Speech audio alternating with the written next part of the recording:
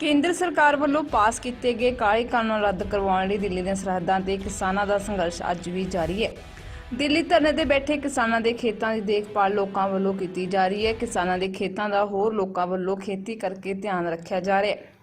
ਅਜਿਹਾ ਹੀ ਇੱਕ ਮਾਮਲਾ ਮੋਗਾ 'ਚ ਵੀ ਸਾਹਮਣੇ ਆਇਆ ਹੈ, ਜਿੱਥੇ ਸੁਪਰੀਮ ਕੋਰਟ ਦੀ ਇੱਕ ਵਕੀਲ ਪਰਪ੍ਰੀਤ ਕੌਰ ਆਪਣੇ ਪਰਿਵਾਰ ਨਾਲ ਮਿਲ ਕੇ ਗਵਾਂਢ 'ਚ ਰਹਿ ਰਹੇ ਕਿਸਾਨਾਂ ਦੇ ਖੇਤਾਂ 'ਚ ਝੋਨੇ ਦੀ ਬਿਜਾਈ ਕਰ ਰਹੀ ਹੈ, ਜਿਸ ਨਾਲ ਧਰਨੇ 'ਚ ਗਏ ਕਿਸਾਨ ਨੂੰ ਫਾਇਦਾ ਹੋ ਸਕੇ। इस संबंध में सुप्रीम कोर्ट की वकील परप्रीत कौर नाल गलबात की गई तो उसने कहा है कि वो किसान की धीर है, उसकी माँ भी खेतों में काम करती सी। मैम क्या नाम है आपका? मैं परप्रीत बराड़ हूँ। मैम आज झोना लगा रहे हो, काफ़ी पढ़े हो, तुसी कितनी का पढ़ाई की हो? एक्चुअली मैंने 14 डिग्रियाँ कर रखी हैं और सुप्रीम कोर्ट में एज अ एडवोकेट काम करती हूँ।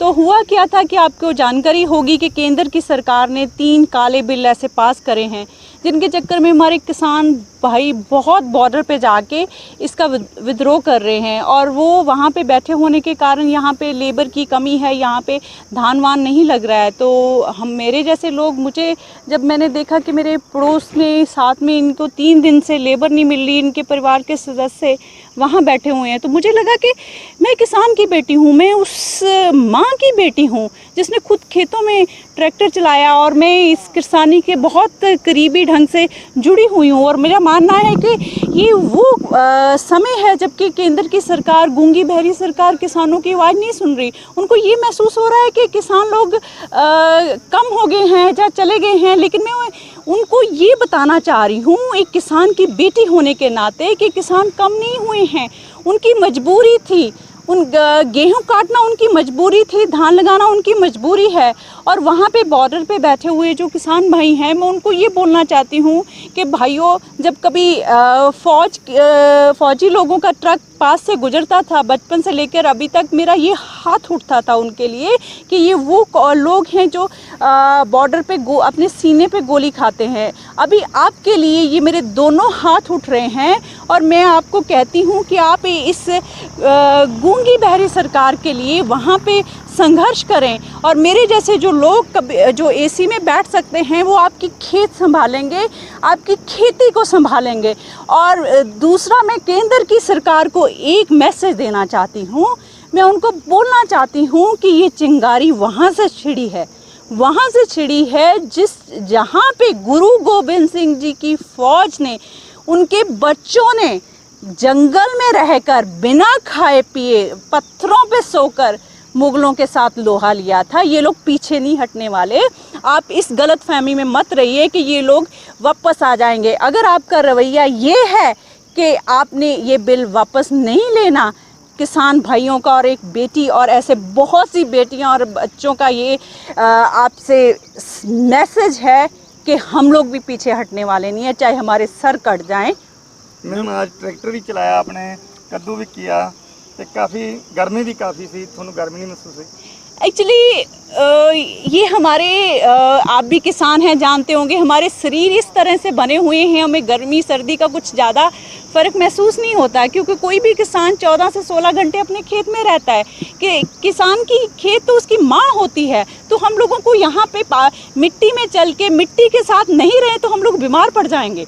हम लोग ये मिट्टी के साथ जिंदा रहने वाले लोग हैं, जिसको केंद्र की सरकार छीनना चाहती है, कॉरपोरेट वर्ल्ड को देना चाहती है, बड़े बड़े घरानों को देना चाहती है।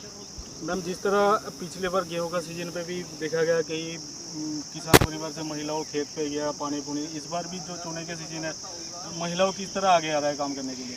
देखिए ये महिलाएं किसान की जो बच्चियां, जब जो भी परिवार के सदस्य होते हैं, उनको जब ज़रूरत पड़ती है, जो कि अभी केंद्र की सरकार ने हमें मजबूर करके ये कर दिया है कि हम लोग सब खेत में काम करेंगे। हमारे लिए ये कोई बात नहीं है। हम लोगों का शरीर, अगर हमारे किसान भाइयों के शरीर इस तरह से बने हुए हैं कि वो खेतों में काम करते थे, तो अभी हमारी मजबूरी है, हम लोग काम करेंगे, बिल्कुल 24 घंटे काम करेंगे। और मैं एक और मैसेज देना चाहती हूँ, जहाँ भी मुझे लगेगा कि जितने दिन हम शाम तक ये पूरा खेत कंप्लीट कर देंगे, जहाँ भी मुझे लगेगा किसी के पास लेबर नहीं है, मैं तो वहाँ जाऊँगी।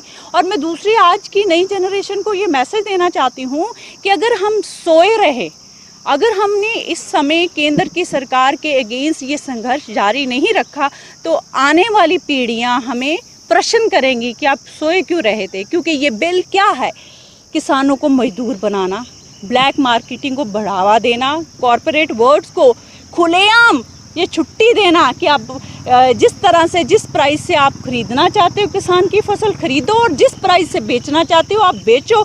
अगर हम लोग इसके ऊपर क्वेश्चन मार्क नहीं उठाएंगे, लड़ाई नहीं लड़ेंगे, तो हम लोग पूरी पंजाब और दूसरे प्रदेशों के जो लोग हैं एक तरह से मजदूर बन के रह जाएंगे। और मैं ये दूसरा प्रश्न मोदी जी को, हमारे प्रधानमंत्री जी को, हमारे दूसरे बीजेपी के जो लीडर हैं जो इस बिल को कहते हैं किसानों के फ़ायदे में है, उनसे प्रश्न पूछना चाहती हूँ।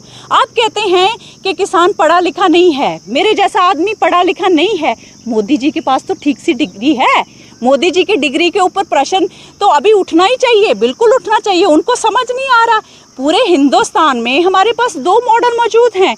एक आपके पास एक मॉडल मौजूद है बिहार का। वहाँ का जो किसान है, चाहे उसके पास 5 से 7 एकड़ का ज़मीन रहती है, वो यहाँ पे पंजाब में 2 से 3 एकड़ ज़मीन वाले किसान के पास आके मजदूरी करता है। क्यों करता है?